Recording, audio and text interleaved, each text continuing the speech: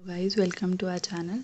सो जैसे आपको टाइटल देख के पता चले गया होगा कि आज ये हमारा इंट्रोडक्टरी पार्ट है अकाउंटेंसी का, कि अकाउंटेंसी होती क्या है और उसके objectives. So without wasting any time, so we are starting with the video.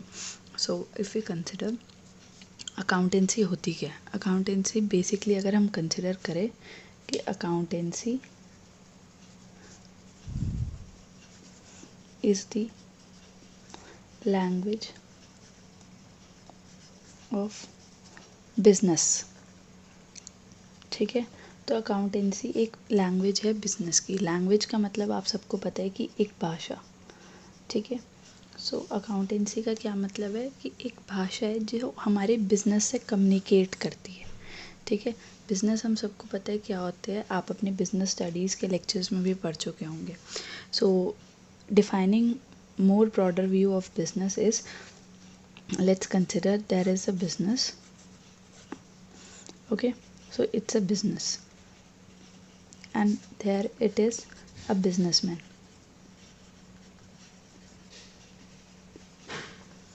Okay, so आपको ये थंब रूल है, फंडामेंटल रूल है बिजनेस और अकाउंटेंसी का, that business is totally different from its businessman. We have not to connect the businessman with the business or business with the businessman.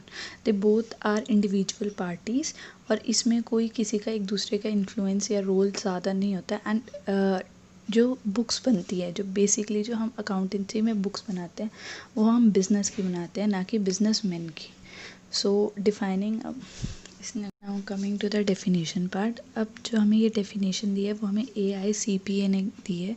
So we have to write in the same format they have given to us. We can not mould this definition in our own terms. So in exam we have to write in the same way. So reading this definition is, the American Institute of Certified Public Accounts has defined accounting as the art of recording, classifying, summarizing in a significant manner and in terms of money transactions and events which are in part of financial character and interpreting the results thereof. Definition थोड़ी सी लेंदी है और थोड़ी सी conceptual है, तो इसके लिए पहले हम कंसेप्ट पढ़ते हैं, उसके बाद आपको और क्लियर हो जाएगी. सो ये जो आपकी एक स्टेयर्स दिख रही है, ठीक है, अगर आपको ये याद हो गया ना तो आपको डेफिनेशन जो है वो बहुत इजीली याद हो जाएगा. सो आपको ये स्टेयर्स याद कराते हैं. दैट फर्स्ट आपकी है जर्नल. ये जो आपकी ये जो स्टेयर्स गिवन है ये आपकी एज इट इज़ जो आपके चैप्टर्स होंगे इंडेक्स में, you can see to it that in the same format this ledger has been formed. Like आपका फर्स्ट चैप्टर जो प्रैक्टिकल में आएगा that is journal, ledger, trial balance and account, final accounts. In the same format अगर आप ये करोगे तो आपको डेफिनेशन 1 सेकेंड में याद हो जाएगी.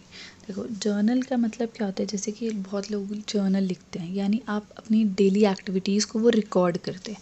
यानी जर्नल में क्या होता है, रिकॉर्डिंग. ठीक है, तो जर्नल में क्या हुआ, रिकॉर्डिंग. अब लेजर होता है, लेजर में क्या करते हैं, जो एक तरह की ट्रांजैक्शन है उन्हें इकट्ठा कर देते हैं.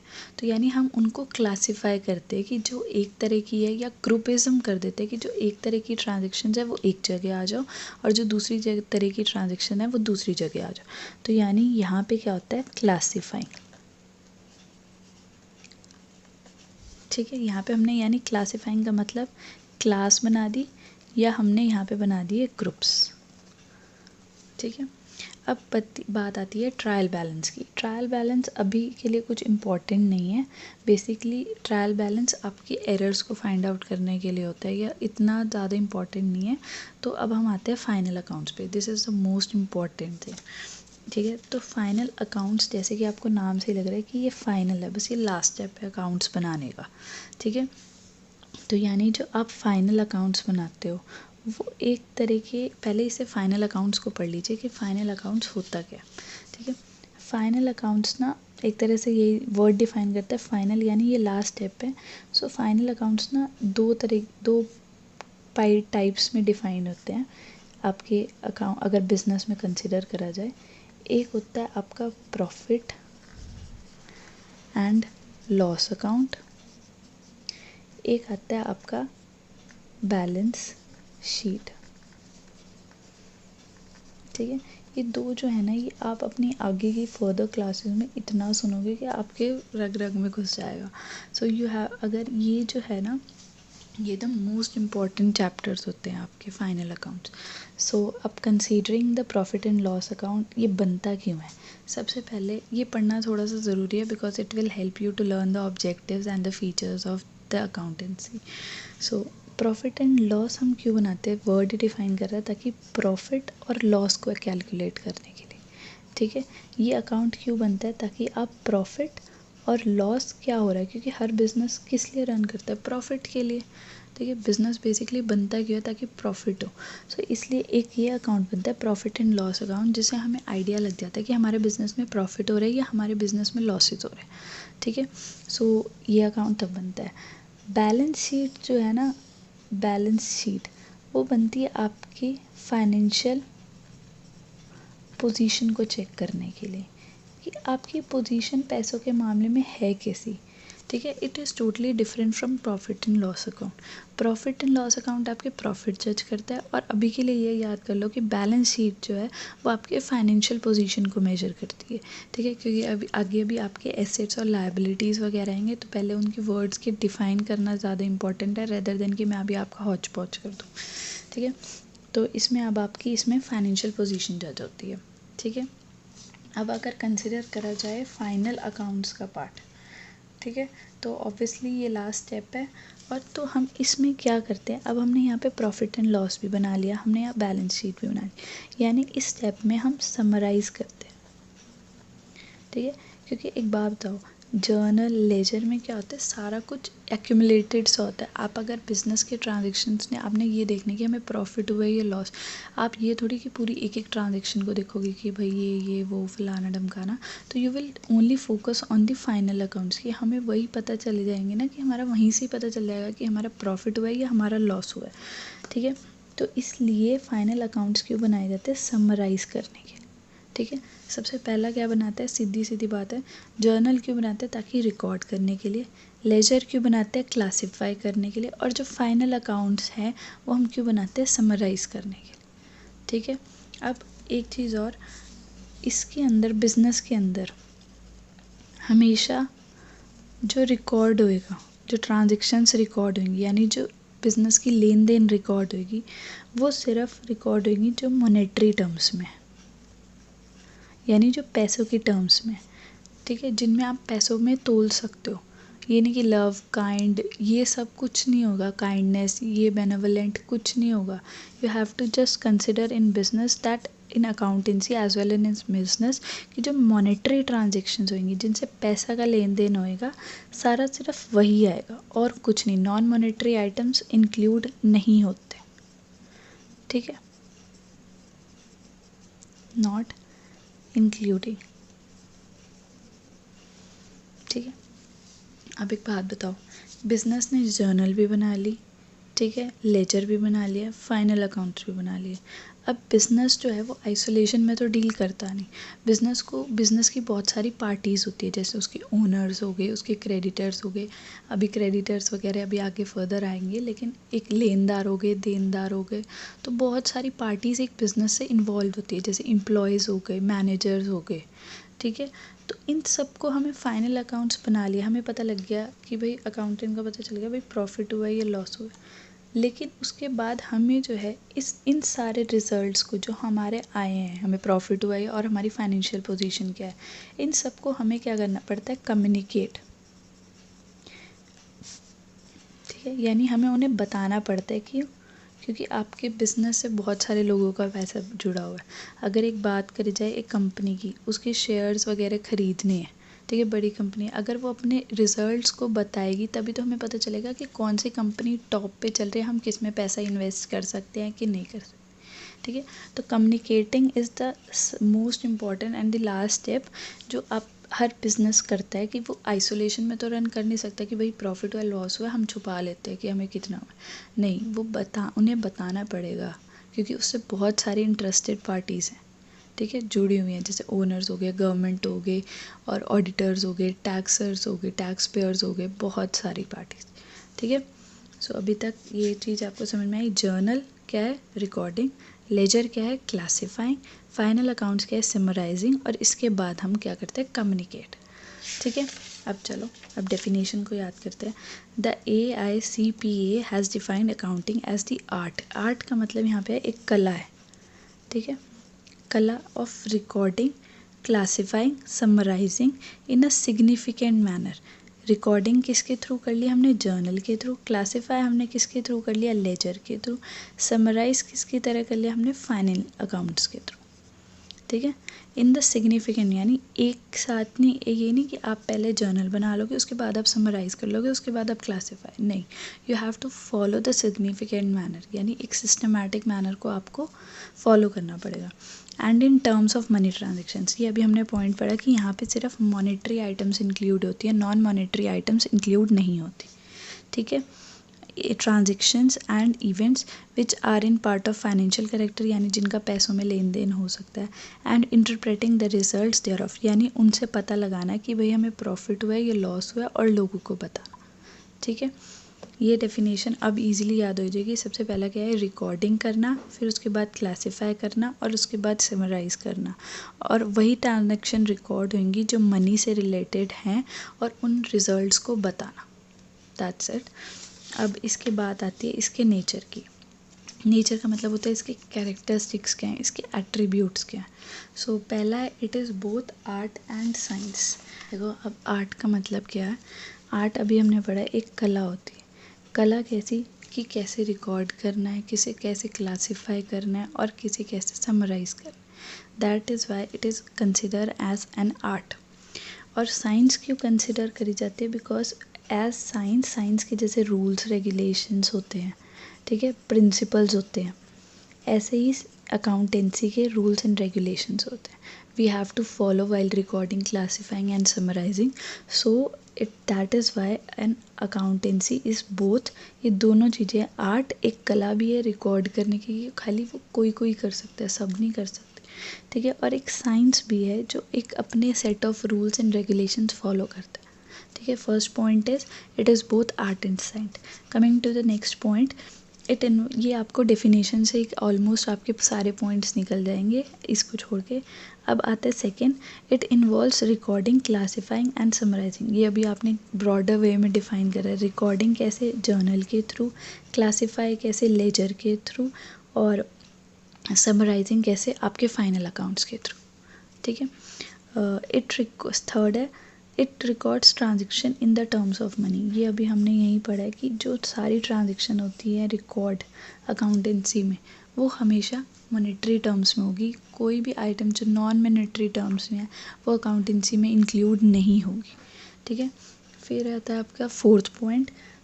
फोर्थ पॉइंट है, it is the art of interpreting the results. यानी कि अब हमने यहाँ तक बना लिया, अब हमें इंटरप्रेट करना कि हमें प्रॉफिट हुआ है या हमें लॉस हुआ है। ठीक है, और हमारी फाइनेंशियल पोजीशन क्या है, ये अब हमें पता लगाना है। इंटरप्रेट का मतलब हो गया पता लगाना। ठीक है, अब लास्ट स्टेप है, इट इन्वॉल्व्स कम्युनिकेशन। जैसे अब मैंने तुम्हें बताया कि भाई यहाँ तक हो गया समराइज, अब हमें पता भी चल गया हमारा प्रॉफिट है या लॉस है। अब ये लोगों को कम्युनिकेट करना है, किनको, इंटरेस्टेड पार्टीज़ को। इंटरेस्टेड पार्टीज़ को कम्युनिकेट करना कि भाई तुम्हारा क्या प्रॉफिट है, क्या लॉस है, कितनी तुम्हारी फाइनेंशियल पोजीशन, यानी आपकी एसेट्स और लायबिलिटीज़, या कि आपको फर्दर वीडियोस में पता चल जाएगा कि क्या होती हैं। तो इन सबको कम्युनिकेट करना। मोस्ट इम्पॉर्टेंटली ये आप अगर डेफिनेशन याद कर लोगे तो आपको ये ऑलमोस्ट 5 के 5 पॉइंट्स याद हो जाएंगे। ठीक है, फर्स्ट है, it is the art of science. क्यों आर्ट एंड साइंस, आर्ट क्यों, क्योंकि वो कला है एक रिकॉर्ड करने की, आपके क्लासीफाई करने की और समराइज़ करने की। साइंस क्यों, क्योंकि ये set of rules and regulations follow करते हैं। और जो ये सारे पॉइंट्स है ये तो ऑलमोस्ट डेफिनेशन में ही कवर है। और अगर आपको डेफिनेशन याद होगी तो आपको नेचर और आपको कैरेक्टरिस्टिक्स तो ऑटोमेटिकली याद हो जाएंगे। So coming to the next part, that is the objectives of accountancy. This is also very simple. You can easily learn it by reading it once or twice. Here comes the objectives part. ये भी बहुत easy है, अगर आपको definition याद होगी तो ये तो ऑटोमेटिकली याद हो जाएगी। सो सबसे पहला है मेंटेनिंग सिस्टमैटिक रिकॉर्ड्स। ये वही डेफिनेशन की बात है। अगर आप systematic record, you have to follow a certain pattern, कि अगर आप जर्नल बना रहे हो फिर उसके बाद आपको लेजर बनाना है, फिर उसके बाद आपको फाइनल अकाउंट्स बनाना है। You can not jump from journal to directly to final accounts, ये नहीं हो सकता। फाइनल अकाउंट से सीधा नहीं जाए, you have to in between, you have to classify them through ledger. Okay, so this is the important and the most easy point, maintaining systematic record। अगर आपको और easy वे में जैसे ऐसे definitions नहीं याद होती, I have made the short forms, that is MRF, IT, ठीक है। MRF टायर्स होते हैं ना, और IT लगा लेना, ठीक है। M से क्या हो गया, मेंटेनिंग सिस्टमैटिक रिकॉर्ड। सेकेंड हो गया आपका R से असर्टेनिंग द रिज़ल्ट, आर से रिज़ल्ट बनाया कि रिज़ल्ट का पता लगाना। यहाँ पे रिज़ल्ट का मतलब है कि क्या आपका प्रॉफिट आया और कितना आपका लॉस आया। ये थोड़ा रिपीटेटिव लग रहा है, बट एज आपको मैंने यही कहा कि ये सारे इंटर रिलेटेड है। अगर आपको डेफिनेशन याद होगी तो एज इट इज़ आपको कैरेक्टरिस्टिक्स भी याद हो जाएंगे, एज इट इज़ आपको ऑब्जेक्टिव्स भी याद हो जाएंगे, और इन बिटवीन आपको 2-3 चीज़ें और याद हो जाएंगी जो आपको एक तरह से रिपीटेटिव लग रहा है, बट ये है वही, तो आपको पेपर में लिख के आना ही पड़ेगा in case the question arises. और सेकेंड पॉइंट तो यही है। थर्ड है एसरटेनिंग द फाइनेंशियल पोजीशन। अभी मैंने आपको बताया कि प्रॉफिट एंड लॉस अकाउंट से सिर्फ प्रॉफिट या लॉस का पता चल जाता है, क्योंकि as a name is defining. और फाइनेंशियल पोजीशन हमें यहाँ से पता चलती है आपकी बैलेंस शीट से, ठीक है। अब पहले क्या था, पहला मेंटेनिंग, एम से maintaining systematic record. Second ascertaining the result of business operations, कि हमें प्रॉफिट हुआ है या हमें लॉस हुआ है। थर्ड क्या है आपका, असर्टेनिंग द फाइनेंशियल पोजीशन, यानी फाइनेंशियल पोजीशन का मतलब है हमें बैलेंस शीट का पता चलाना। अभी हम आगे पढ़ेंगे कि बैलेंस शीट होती क्या, ठीक है। अभी के लिए बस इतना याद कर लो। फिर आता है fourth point, providing accounting information to the interested parties. In the next lecture we will studies who are the interested parties. अभी के लिए सिर्फ इतना डिफाइन कर देती हूँ कि इंटरेस्टेड पार्टीज़ वो होती हैं जो बिजनेस से किसी तरह से लिंक्ड होती है, जैसे कि ओनर्स हो गए, इन्वेस्टर्स हो गए, एम्प्लॉयज़ हो गए, creditors, debtors, government, man and many more. ये सारे क्या होते हैं, इंटरेस्टेड पार्टीज़ होते हैं, क्योंकि इनका बिजनेस से किसी ना किसी तरह से लिंक्ड रहता है, और इनकी मोर क्लैरिफिकेशन होएगी जब एक एक वर्ड की सिंपली क्लासिफिकेशन होएगी, तब आपको और क्लियर हो जाएगा। तो considering the last point, that is determining taxable income, this is the most important point, most important, determining the taxable income। So the last point is taxable income. तो हमारी जो टैक्स अथॉरिटीज़ होती है, जैसे हमें गवर्नमेंट को भी tax पे करना पड़ता है, तो अकाउंटेंसी क्या होती है, वो हेल्प करता है कि हमें कितनी टैक्स गवर्नमेंट को पे करना है, ठीक है। तो ये 5 पॉइंट थे। एम से था मेंटेनिंग सिस्टमैटिक रिकॉर्ड, आर से रिजल्ट, एफ से फाइनेंशियल पोजीशन, आई से इंटरेस्टेड पार्टीज़, और टी से टैक्सेबल इनकम। आई होप ये आज का आपको लेक्चर क्लियर हो गया होगा, because it was very easy and it was the introductory part of the accountancy. और एक तरह से कंसिडर करा जाए, this is the most important and the least important topic in your exam. Most important cause reason being, अगर आपको ये basics ही नहीं पता होंगे तो आप आगे की अकाउंटेंसी नहीं कर पाओगे।